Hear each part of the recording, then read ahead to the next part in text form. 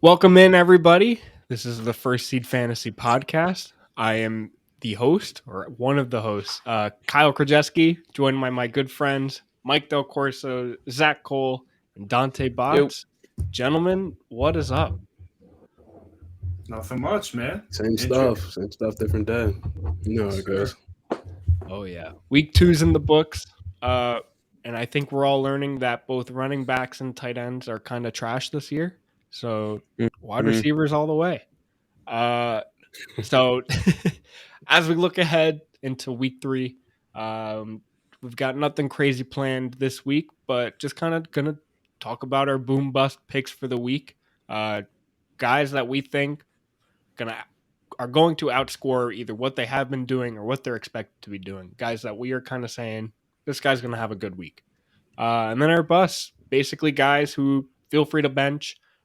Some of these guys you may not be able to bench, where you're just like, I definitely cannot bench this guy, but don't expect the world out of him because we aren't. We're looking at our bus players kind of as guys that we're not seeing a huge ceiling for them this week. So Mhm. I'm gonna kick it over to Mike, and he's going to give us his first boom of the night. Yeah, so my boom for week 3 is going to be Drake London himself. Coming off of 2 great weeks, to be honest, for a rookie receiver. This was a big thing as well. Kyle Pitts has not been targeted as of late. He's kind of struggling with that connection. And in week 2 against the Rams last week, I actually faded London a little bit, thinking that he would be more of the focus and Pitts would find his way open. And that's just not the case. So I really like London. His numbers the first 2 weeks, unbelievable. The targets, the route run, or the amount of routes run is very high. So I'm high on him against a bad Seattle team this week. I think this could be his best week yet. And last week he dropped 24. So I'm all in on London. He was my rookie wide receiver one going into the season for a reason. And I think he's showing out. He's already proven that he's that guy in Atlanta. I do want to point out that Drake London last week was Mike's bust pick. He kind of showed out with the 24.6. So Mike's turning it around and saying, "Nah, he's gonna blow up this week." Pro So Drake London. trying to correct that wrong. All right, I'm up next. My boom pick of the week is Mister. I mean, this is a big if he's healthy. Leonard Fournette. Uh, Kind of entering the week a little bit questionable, but I think they're gonna find their way against Green Bay this week, and Lenny's gonna have himself a day. I'll put a number to it. I'm expecting a good 2 touchdown game out of him, but that's just me. And who knows? That'll probably still be like wide receiver or running back 12 just because of how things work. But either way, I'm expecting a good week out of Fournette. I think Green Bay and Tampa Bay is going to be, I think it's going to be a bad game, to be quite honest with you. I think both teams are just kind of struggling offensively, except for Mr. Lenny and I guess the other two, both A.J. Dillon and Aaron Jones on the Green Bay side. I think it's going to be a big running back game. And honestly, play Leonard Fournette, feel comfortable about it. I think it's going to be his best week this season, which isn't saying much. Probably a good 16 to 25 point game. But yeah, give me some Lenny this week. Beautiful. I think seeing that he just came out in the news and said that the touchdowns are going to come is an encouraging sign Oh yeah, too. I love the prediction, Kyle. I think that he's going to find the end zone, and I think that Green Bay is kind of trying to go with that as their identity this year, where they'd rather you keep it on the ground against them, and stay in positive game script situations where you're running the ball, they're running the ball, and it's just kind of a clock situation. So I love this pick. New Orleans is kind of a bad matchup, anyways. They have a great run defense. So They anytime do. any of your running back goes against New Orleans, just expect them not to boom. I guess if they're a top tier running back, expect them to get their numbers, but they're not. No one's really going to boom against New Orleans. expect a big bounce back from Fournette, especially since all the wide receivers in Tampa are hmm hurt Yeah, absolutely, or suspended. or suspended. All right, Zach, kicking it to you. All right, I'm gonna go with kind of a gross pick. I don't like myself for making this pick, but it's gonna be Miles Sanders, the running back for the Philadelphia Eagles. Um, yeah, and you never feel good when Miles Sanders is your boom pick, but I think he's established that he provides a really, really safe floor in this offense. You can see there from his stats, he's going to come in somewhere around at least 10 points on the week. He had a good week in week 1 against Detroit, where he bounced about 18 points, and you can see he had more rushing yards and a higher yard per carry because of a couple long runs, I believe. But you can see again on the side there, it's encouraging. He's getting touches, which is the key for Miles Sanders. In this Nick Sirianni offense, where there's a kind of like a three-headed monster, it seems like he is starting to really kind of find some faith in Miles Sanders and like using him. And not to mention, you can see on the screen there that the Eagles have a juicy matchup with the Washington Commanders, who have really not been great against running backs specifically. I'm not going to say against the run because they've held running backs in check on the ground, but we know that Miles Sanders can be a pass catching back as well.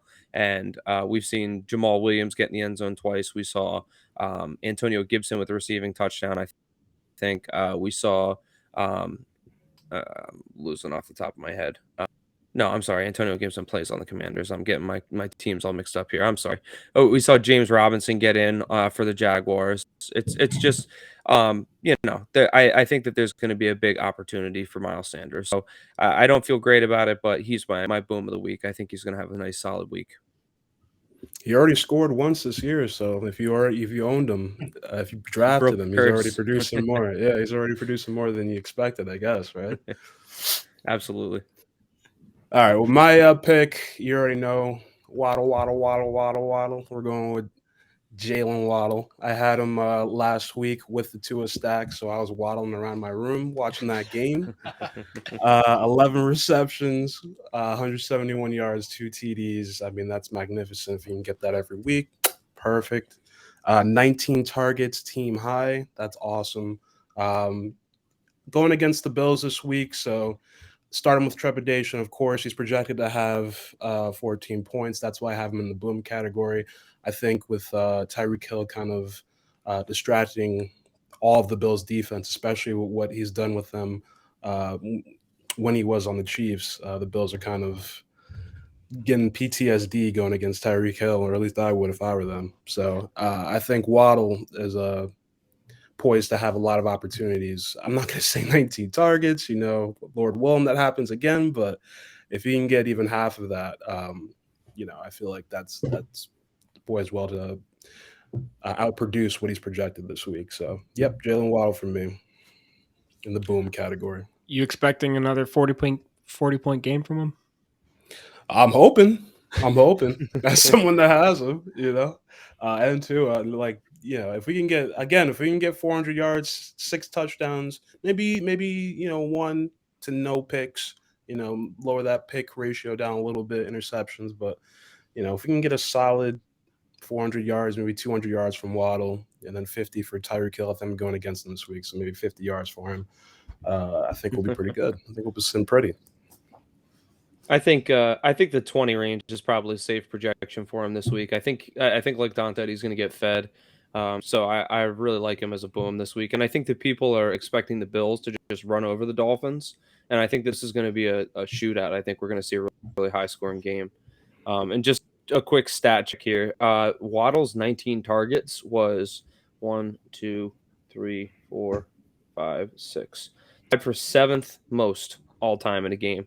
So that's nuts. That's not something that we see every single day with 19 targets. And I think that's, as crazy as it sounds, is sustainable. Like I think we're going to see him getting in the teens targets week in and week out.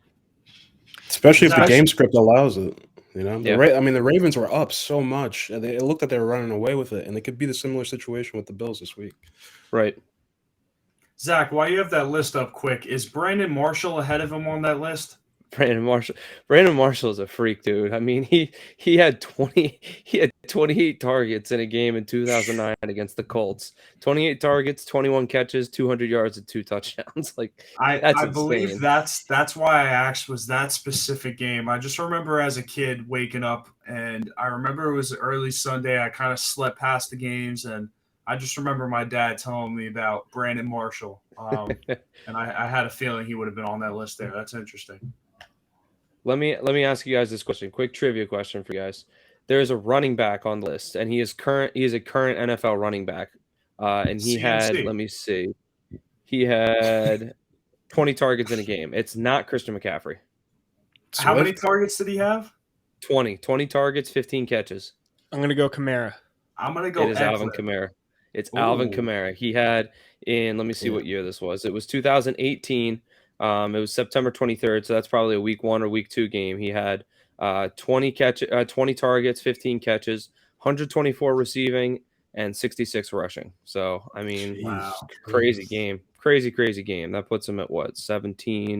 32 points just off of his receiving and rushing work alone, and I don't even know if he scored. So, Wow. That's Dude's a crazy. freak when he's healthy. And All not right. beating people up. Ugh, that's all. All right. Kicking us down to our bust players. Mike, kick us off. Yeah, so I'm going to go with Tom Brady for my bust this week. Before I start talking about him here, I want to say I think this will be Tom's best week as of late. I think it's impossible for Tom at this point to go any lower than 12 and 11. So I believe that this is going to be his best week yet, but I still think he flirts right around that 20 range, and I'm not going to play him. There's better options out there. I think Jared Goff is one of those better options this week. Kirk Cousins, one of those better options. And I think there's a few more as well that you could always check our rankings online for. But yeah, Brady's not going to be my guy this week. No receivers healthy. Probably his arguably best receiver on the roster is Russell Gage, who also didn't have a full week of practice. So it's really sketchy going into this Green Bay game. Green Bay did play the Bears and the Vikings to start the year, so not much to gauge off of to see how good Green Bay is. But in this case, not a healthy Bucs team. I think what Kyle alluded to earlier is that they're going to stick to the ground.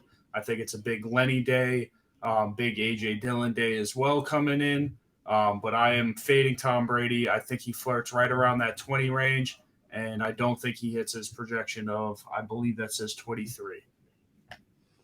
it almost feels like we're getting into the era where Tom Brady isn't necessarily a stat guy anymore. He's a winner. You know what I'm saying? Like, he's doing what it takes to win the games, not necessarily like dazzle with the stats. I kind of feel like 2014-ish Peyton Manning. You know what I'm saying? Yeah, it seems to be the case here. His offensive line isn't healthy anyways, so Sure. it really looks like he's just doing what he can to win the games. Against Dallas, he really didn't have to do anything. We kind of just fell apart after Dak got hurt. And then same thing last week against the Saints. He was trying to get something going, but lost Mike Evans, no Chris Godwin. That team was kind of not healthy that game either, plus his curse against the Saints. So, yeah, this is a big fade for me in week 3. Yeah, I think we're going to see a Brady stat line that kind of puts him around 15-ish fantasy points. Mhm. And that's not exciting. Definitely, I mean, I would honestly feel more comfortable starting Carson Wentz this week against Detroit. Or no, they play Philly. I Yes, feel more Philly. comfortable playing him this week just because Brady is not going to blow up this week. But I'm with you, Mike. I'm not excited for Brady. So, speaking of Carson Wentz, my bust player of the week is good old wide receiver one, technically, in Washington, Terry McLaurin.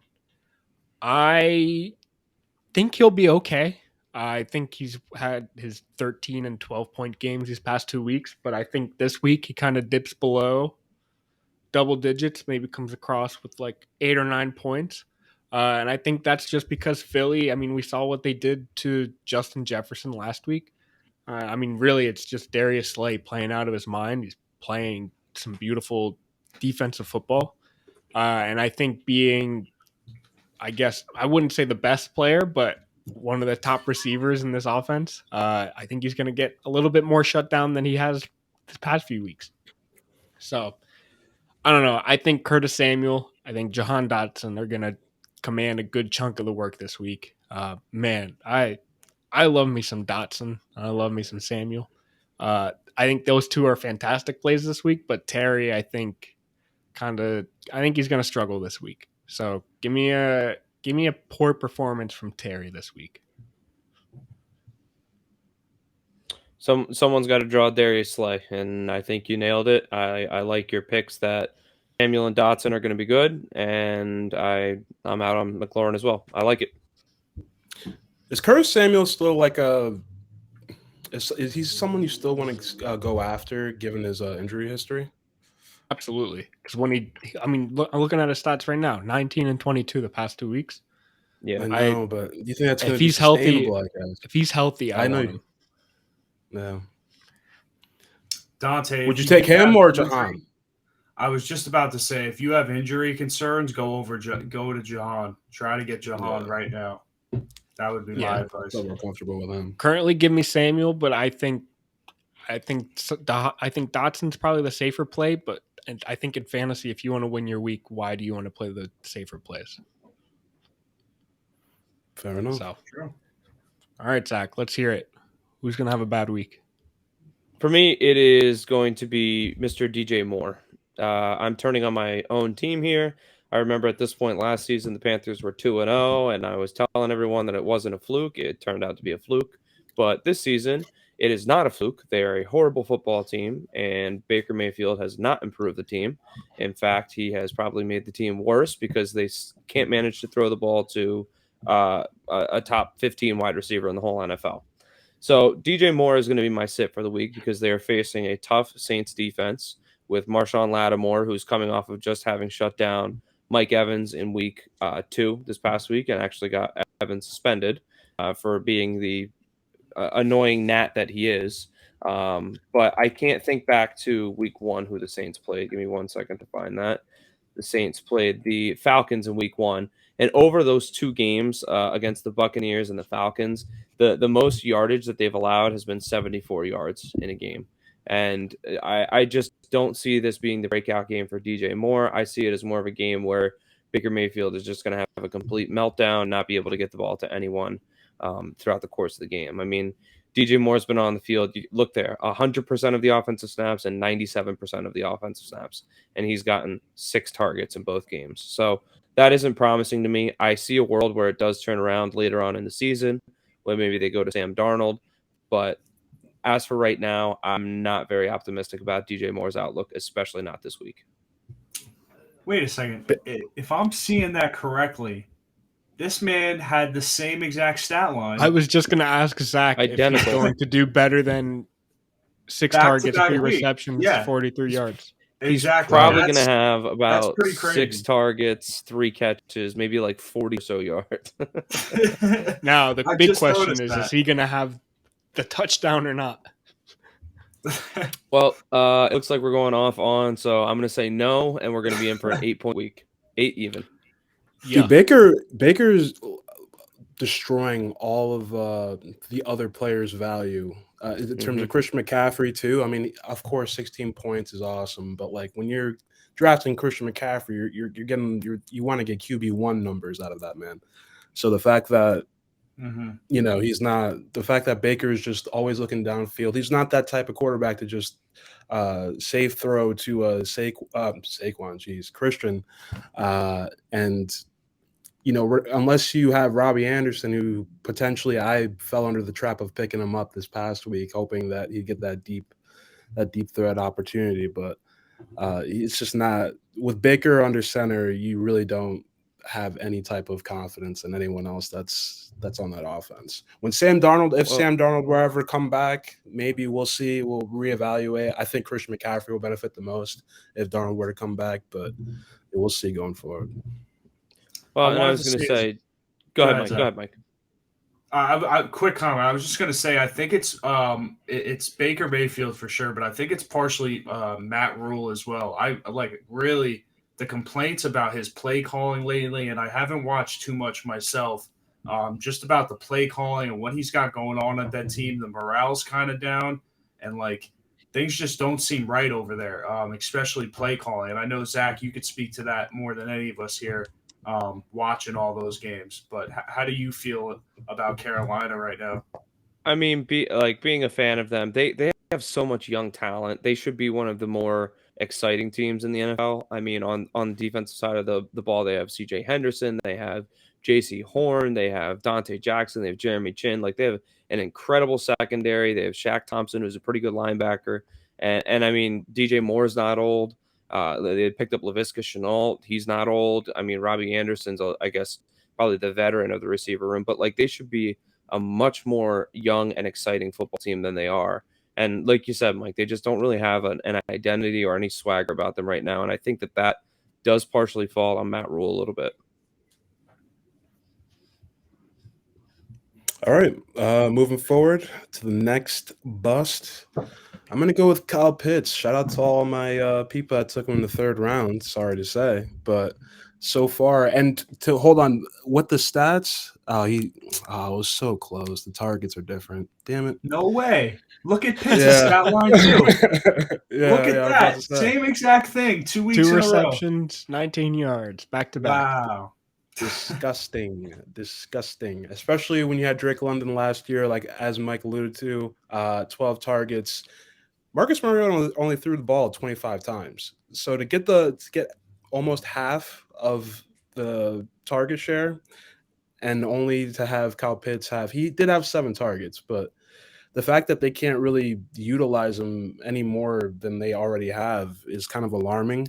Now, I will say the 29 routes he ran is a team high, and he's on the field 93% of the time. So I will say in terms of longevity, he is a buy low candidate for me, just in case something were to happen to Mariota. They have Andy Dalton as a backup, way more of a passer. Potential there, who knows? But I think going forward, you have to kind of not feel optimistic about starting Kyle Pitts, especially with the way that offense is ran.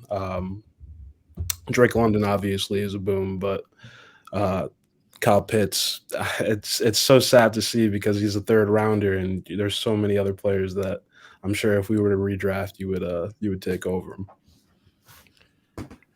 Yeah, it's always a tough one with a guy that goes that early. I definitely like what you said, Dante, with the buy low, but I want to put out a quick FYI to everybody that's buying low on Kyle Pitts. Please actually buy low. Do not trade for him like he's still in that top 5 category. You're just going to help the team out that you're trading. Do not do that. Actually buy low on this guy, and if not, just let the fantasy manager sit with him. You're talking about a game script against the Rams where that game was so close and they still only gave him 3 targets. They were like down by like 20, came all the way back, and 3 targets, man, to your best athlete on the field. That's crazy to me. Arthur Smith, I don't know what's going on over there.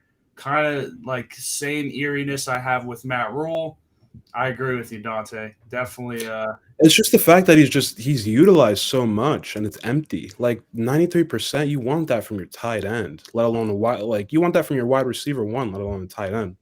And then the 29 routes ran. I mean, it's a team high, so there are signs of him bouncing back potentially. But yeah, I agree with you, Mike. Like you don't want to trade like a T Higgins or like even like a CD Lamb. I would feel uncomfortable kind of throwing out there for Kyle Pitts at this point. And CD's not even performing to his standards.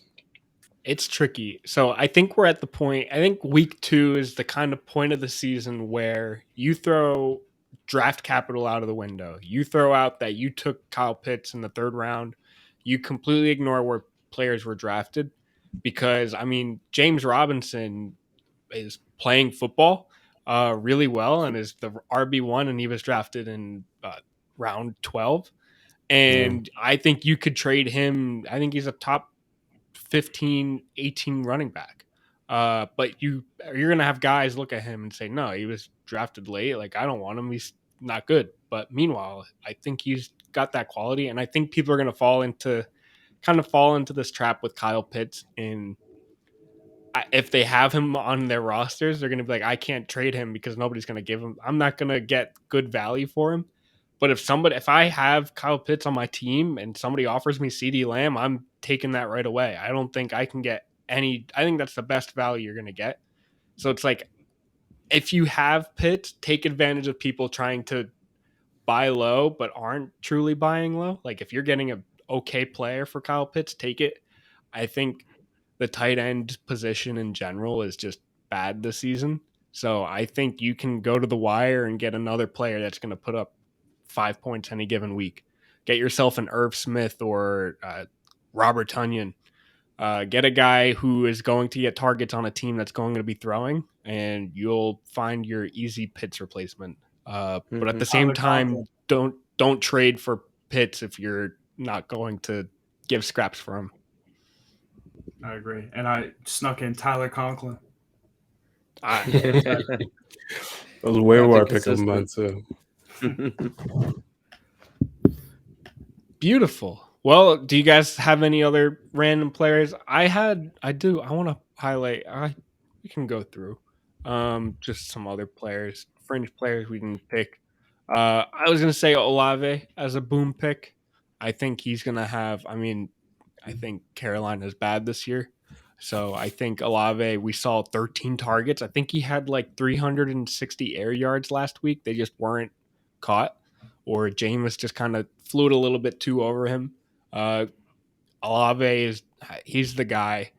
He may not be the wide receiver one in New Orleans, but he's going to get a lot of attention and a lot of targets.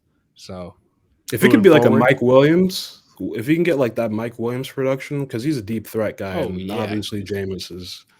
If they haven't established that connection yet, but if they do, like it could be one of those late rounder situations where you don't know when to start him because it's a deep threat situation and that's luck involved. But he could have that Mike Williams kind of projection. I think he's earned flex play, kind of moving forward. Kyle, I have another guy that I'll throw in the ring. In a similar situation, Brandon Ayuk. I wasn't necessarily comfortable with making him my boom of the week because I'm not sure if we are going to see a boom from him, but I think that we're definitely going to see some more usage of him because of Jimmy Garoppolo's entrance back into the offense. I don't think Trey Lance necessarily had an identity as a quarterback yet, so that's why we were seeing, in that first game, 99% snaps with only 3 targets. And in that second game, you can see it jumped up to 8 targets. So I think that we're going to see a steady increase there. I think he's going to have a tough week against a good Denver defense, but I like him moving forward a lot, especially as a flex. I feel like that week 1 game between San Francisco and Chicago also deserves an asterisk, just because it was played. It was just played in water. Yeah. But no, all aboard the Ayuk train. I was prior to the season, and now that we've got Gucci Garop throwing the ball again, I'm amped. I love me some Ayuk. All right, fellas. If I've got no more names to toss up on here, I think we're just about ready to wrap up. But let me toss it to good old Big Mike with his lock of the week. Lock of the week. Listen up. I got a big one. All right. We are going with the underdogs in week 3. Underdog. We're going with the Dallas Cowboys over the New York Giants Monday night on the road in MetLife. You know how I feel about this Dallas team. Diehard Cowboys fan. I'm very realistic about them. Nothing special there offensively, but Danny Dimes is a fumbling machine, and I don't know who's stopping Micah. So I'm excited for this game. I think Barkley is going to get shut down a little bit. He won't see much action, and I'm riding with the boys' money line as the underdogs. Beautiful. Mike went 2 weeks back to back taking Thursday night football picks, and this week he's hitting us with the Mondays, letting the viewers kind of digest these bets, figure out how much money they actually want to put in, wait for that Friday paycheck to hit, and put it all onto Mike's lock because he's winning you money. Listen, this will be the game that the Giants start questioning Danny Dimes. Wait for it. When they see that Cooper Rush can go out there. Vanilla Vic, no way. No way. Vanilla Vic is here to stay, baby. Vanilla Vic. This is coming from the guy that And Eli's like second to last year said he was a top 5 quarterback. So Listen, man, like there's bias involved. I never said there wasn't. I got to rock with my team, man. Nah, come on. The Eli Manning top 5, that's at least reasonable. Thinking that Russell Wilson is good at football, that's outrageous. Oh my god, bro! Now I can't. It's hard to. It's hard talked to about it, guys. defend him. It's Carson Wentz's year. Best trade of the offseason. And it's Carson's by a like- long shot. I don't even You Best might have some QB. right there. I Oh, will say I'm- though, before we go, Zeke, I think against the Giants has scored in like the last 7 of their 8 games played. So if you have Zeke, Good you to have know. potential of feel confident. riding high this week. Yeah. Nice. And before we wrap up, I've always got to mention it. Dante loves to hear it, but hop on the Underdog, give it a shot. Put some props together. You can choose some over-unders on some player props, kind of combine them, win some money. And if you use our code FIRSTSEED, you get a $100 deposit match or 100% deposit match up to $100. Put in $100, you get $100 more. You get free money to play with. Again, First Seed, use code FIRSTSEED on Underdog, win some money, put together some player props, win some money. And I think on our Instagram at First Seed Fantasy, I've been posting some of our favorite props there. So keep an eye out on that. Follow us on socials. You can find those in the links and descriptions. Be sure to subscribe, like, do all the heart stuff. And let's win week 3, guys. Let's Yes, do it. sir. Maybe let's go. 2-0 gang. Let's see it. All right, guys. Good luck and see you next week.